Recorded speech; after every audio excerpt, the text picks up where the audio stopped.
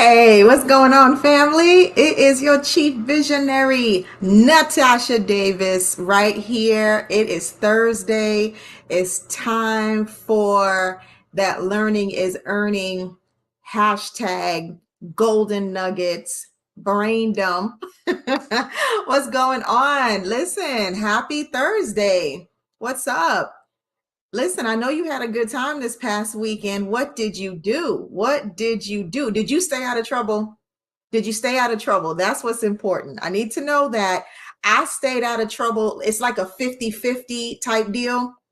I was out of trouble 50-50 type situation. But for the most part, I stayed out of trouble. All right, what's going on? Listen, it is time. It's time. It's time. Come on in. Come hang out with your chief visionary here in the business lab. We're going to talk about that good stuff, right? We're going to talk about the good, the bad, and the strategy. There she go again with all that strategy. Chief visionary, why are you always talking, right? Flapping those gums about strategy? Because I love it. That's who I am. That's what I'm supposed to be doing, right? I'm on a mission. I told you guys that I am on a mission. I'm normalizing and simplifying strategic planning, especially in our small business community. Super fun. All right, listen, we're going to get into my lab. Make sure that you communicate with me. Hit me up in the chat room. If you post a chat, I'll see it. I can go ahead and respond to it as well. But talk to me. Talk to me. First of all, make sure that I know that you can hear me, because if you can't hear me, this is going to be bad. Okay. It's going to be a waste of good content. All right. Come and hang out with me. Text your people. Let them know your chief visionary is here. We're about to go hit that real biz life. I don't want you to be stingy. Tell somebody to come join the party. Right. And if you're on my replay team, much love to you all the same. Right. All right. So guess what? Let's get ready to go into boom, my business lab. We are going to talk about it today. We're going to talk about that good stuff, the business, the strategy, the good, the bad. I like to pick apart bits and pieces of it. Oftentimes, when we're in business, it's so many things, so many moving pieces of the puzzle, so many moving targets, right? And we can get overwhelmed. And so this is where I just want to simplify it. These are things, especially now, these are things we need pretty much every moving bucket, every moving target, but how we use them, that's what's going to make the difference. Okay. So today I want us to basically, we're going to talk about the basics of a sales funnel. And a lot of people I have seen, they overcomplicate the sales funnel. Also, they commingle it with a sales pipeline. So I'm going to dissect the two, kind of give you a little perspective, and also simplify it as well. First thing is first. Let's get this straight, okay? Because we have been duped, we have been confused, we have been manipulated. Let me tell you what, you need to pursue the lead, not the like. Pursued the lead, not the like, and understand a like is not a lead. A like is not a lead. All right. So what we're going to do, we're going to do it for the lead. We don't do it for the like.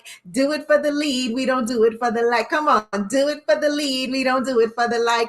All right. So check this out. Society today, we really have gotten confused because in certain aspects, on certain platforms, in certain marketing approaches, business owners, especially solopreneurs, newer entrepreneurs, those that have not been sick and tired of being sick and tired, okay, hint, hint, okay, they have been duped to be hyper focused on a like and not a lead. And so today I want to debunk that for you. You are to pursue the lead, not the like, okay? Because likes, my dear, do not end up in revenue. Bro, buddy, home slice, I'm just trying to tell you, sis, whatever you want to call it, sister, brother, bruh, however you want to call it, right? Likes do not end up in revenue. Qualified leads end up in revenue. So let's be really, really clear about that. You're going to do it for the lead, not for the like. You ready? Let's do it for the lead, not for the like. We're going to do it for the lead, not for the like. All right. I'm going to get a record deal. Y'all watch. Your chief vision is going to pop up with a record deal. Let me stop playing. I can't sing. I can't sing at all. All right. Let's stop playing. Okay. No more shenanigans. Let's get down to business. So let me help you to remember something. always remember that when you're looking at your marketing strategy, processes, procedures, the services that you develop, the products that you are developing, you are designing those things for your qualified lead, your customer, right? At the end of it, not for the like. So I have seen some people get really bent out of shape because they didn't get enough likes. And I have yet to find a business, small, medium, or large, that has said likes equated to money in bank. I've yet to find one. I know I don't. I've never had a like that put money in the bank, right? I have yet to find anyone that has been able to say, because I got all these likes, it equated to money in the bank. That is not true. If you are with me, say, heck yeah, heck yeah. No, likes never gave me any money. So you want to focus on the qualified lead, not focusing and hyper focus. Let me say that, hyper focus on the like. The likes are there to distract you. Come on with me. That's not there to profit you. I'm going to copyright that because that was so smooth a minute ago. The likes are there to distract you, not to profit you. I'm telling you, I'm going to find the bomb thing. I'm going to get that noise one day. I promise you. All right. So let's go ahead and talk about the basics, the standard basics of a sales funnel, right? The standard basics of a sales funnel: you have a lead, a prospect, a customer. You have a lead, a prospect, and a customer. A lead, a prospect, and a customer. I have actually seen people put prospect before lead, and fundamentally, that's not right. Okay, I'm just saying it doesn't work like that. If I have a lead is someone that is where the initial point of contact has happened. The lead actually qualifies themselves because they engage with the marketing message that you put out. They took action based on whatever your call to action was, right? So and let me say this, if you don't ask them to take an action, don't expect them to take one, right? So you have to have a call to action. But the lead qualifies themselves, and right, so you have this qualified lead. We're talking about a funnel right now. Funnel, not a pipeline, a funnel. So when we talk about our sales funnel, the qualified lead literally qualifies themselves as a potential, because guess what? They saw your initial message, they took action, whether they clicked the link, subscribed, enrolled, signed up, booked a call. They qualified themselves by taking action. You said something that triggered their, they may have what I need, they may have what I want. Qualified lead.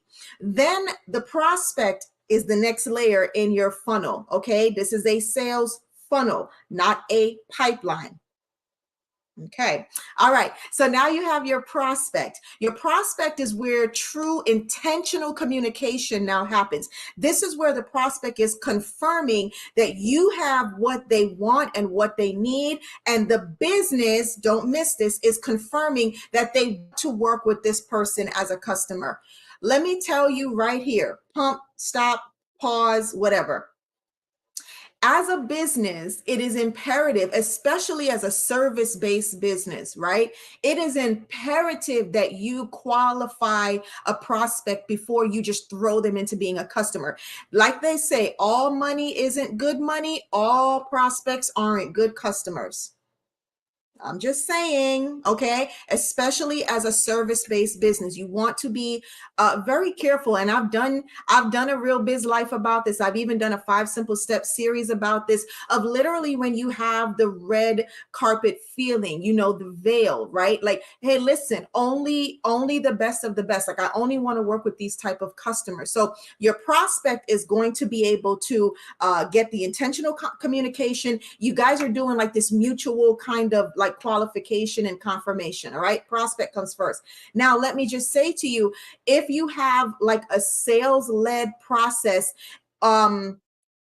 versus a product-led process, right? So in the prospecting component, when you have this initial communication, in your sales-led process, you're going to be speaking with the prospect. You're going to be doing live webinars, challenges, calls, sales calls. You're trying to convert them. You're having direct contact with them. In a product-led type of business, in a product-led business, the product is closing the deal by way of automation. Now, keep in mind that I have given y'all the tools that you need to understand the difference between a sales-led and a product-led business, because I've done a video training, I've done a 5 simple steps, I've even done a Real Biz Life on this. Grab that out of where? YouTube. If you subscribe to the channel, you done got the information. That's me throwing shade. If you didn't subscribe to my YouTube channel, please and thank you. Go subscribe to Impact Branding Videos. Mwah. All right. The next thing that happens is what? Customer. The customer is next in what? The sales funnel. The sales funnel, right? You see what I'm doing here? I know y'all have seen this before. I'm giving you visuals. The customer is the next stage in this funnel. This is where the trust has been established. They've said, yes, I said yes to the dress. Let me give you a chance to fix me. Let me give you a chance to service me. This is it. Lead, prospect, customer. Now, case in point right here. What I don't want you to miss the fact here, riches reside with niches. Just drop the mic and exit stage left at this. I think this is enough golden nuggets that I could just leave right now, right there. That line right there sums it up. Riches reside with your niches. Okay. You have got to be super, super clear about who your niche market is. Don't let people trick you.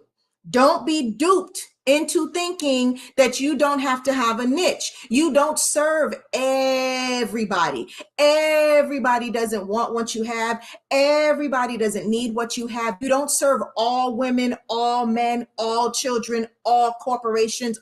You don't do that. And don't let people dupe you into thinking that, because you will lose a lot of money chasing your tail. Riches reside with niches. This is your chief visionary talking. Listen to the chief visionary. I'm just trying to tell you. The foundation of a successful sales funnel is strategic timing, strategic communication. There she goes again, talking about strategy. Why you're always talking about strategy? Because it is imperative. And I told you I'm on a mission to simplify and normalize strategic planning, especially in the small business, especially in the small business. You have got to normalize and simplify strategic planning. It is not okay to have a company that has zero strategic planning. It's not okay. It's not okay. It's expensive, it's chaotic, and it takes forever. Okay, let's keep going. So I want you to keep in mind, here's what I want you to keep in mind. In order to get to the right customer, it requires you to attract the right lead, which means you have to pursue the right segment within a market. I'll give that to you again. In order to get the right customer, it requires you to attract the right lead, which means you have to pursue the right segment within a market. Here's another way I want you to think about it. Every market has a segment, and every segment has a sub-segment. Your sub-segment should be what you are running after. That's what you're pursuing. That's where the riches will reside. Let me give you an example. Say, for example, your market are executive leaders, but you need executive leaders with about 20 years experience. That's your segment. That's your segment. The executive leaders, your market. The executive leaders with 20 years experience, your segment. Catch this now. Executive leaders with 20 years experience that operate or function in the inpatient healthcare industry, that is your subsegment.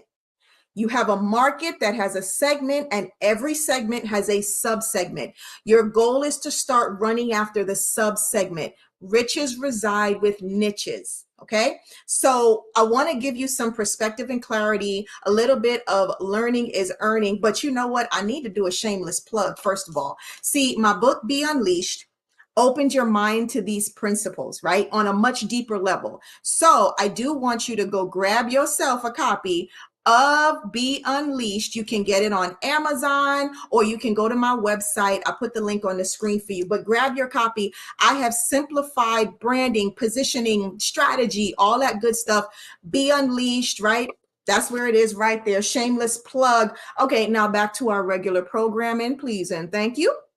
All right, so here's what I talked to you about. I told you guys about understanding with clarity the difference between a sales pipeline and a sales funnel. Now, I hope y'all are with me. Okay, I hope y'all are with me. I hope you are catching these golden nuggets. You're not letting them fly by. Take notes, do something, and don't let this miss you. So let me tell you what. You have a sales pipeline, you have a sales funnel. They are not necessarily interchangeable, and they're not one in the same. Alrighty. So when you think of a sales pipeline, the pipeline is more like this visual, right? But it's from a company's perspective. It's tracking the movement of the deal from start to close. So basically, it's showing the stages of how like a new qualified prospect, you heard that? Qualified prospect advances into the point of becoming that customer by way of the implementation of the sales processes that you have in place, right? This is really focused on the operations, the functionality, the success of the sales team. This is sales team performance. So you look at your sales pipeline, you're looking at how did we perform from taking the prospect to close, start to close, right? When you think about a sales pipeline, the metrics you would look at tracking would be, okay, the number of qualified prospects that we actually completed a pitch to. You would look at the time it took to close the deal versus a dead deal, and figuring out the in between, right? Now, a sales funnel. The funnel, because all the marketing activity you're doing over here, right? Your distribution channels, it's pouring the leads, qualified leads into your funnel, and they're filtering down, and who becomes a prospect, right? And who becomes a customer, right? You've seen that. When you think about the sales funnel, I want you to think about like it's a visual for the company to understand how the qualified leads journey to becoming a customer. For example, this is where the company puts themselves in the shoes of a customer. This is how you put yourself. So showing how that qualified lead transitioned through the process and at what rate. So you're tracking the lead, you're tracking the marketing strategy that got them into the funnel and how they became the customer. And of course, the fact that they did, in fact, become a true customer. All right. So I want you to definitely pay attention to these strategies. Don't get them mixed and mingled, and don't be lazy with it. Use your strategic planning approach. All right. So keep this in mind. A pipeline reflects what a seller does during the process, while the funnel is measuring the conversion rate through the sales process. Okay. So when you think of your sales process, you are essentially looking at the recurring actions that are taken with every qualified lead, and you're moving them through the stages. You're moving them through the stages so they can become an actual customer. Now, I don't want you to miss this part. This is really important. I'm dropping a golden nugget on you right here. When you're looking at your sales process, you're basically incorporating the pipeline, adding action steps per stage, and then you are adding on the after process, after the close or after the rejection. Companies do not turn a blind eye to a rejection. I didn't say an objection, because you can overcome an objection and still convert someone into a customer. But when you get a flat out rejection of the offer, don't take it so personal. It's not about you. It's about the offer. It may have been that you positioned the offer for the wrong purpose or with the wrong person. You went hunting for the wrong lead. You were sitting in the wrong market and segment. I'm just saying. Don't blame yourself. Don't curl up in a corner and, curl up in bed for the next week. look at the strategy, look at the process, right? And so the sales process also cannot end once the deal is closed. The sales process is the longest part because the sales process has a nurture component, which is mostly forgotten. After the person says yes, I mean, companies just disappear. Like they don't even talk to them anymore. Like, no, you still need to nurture and retain your customer. That is the retention process, right? So back to where we were. Please remember, I want you to focus on the lead, not on the like. So what are we doing? Come with me. We do it for the lead. We don't do it for the like. We do it for the lead. We don't do it for the like. You guys play too much. I love you guys. Y'all let me cut up, have a good time. Woo, woo, woo, right?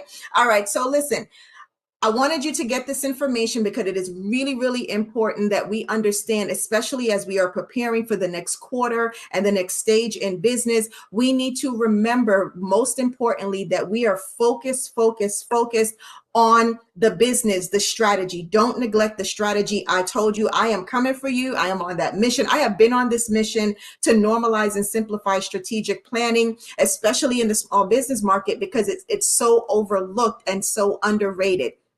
Y'all know I get excited about this stuff. But today I want you to know that your goal is to build your sales funnel for who?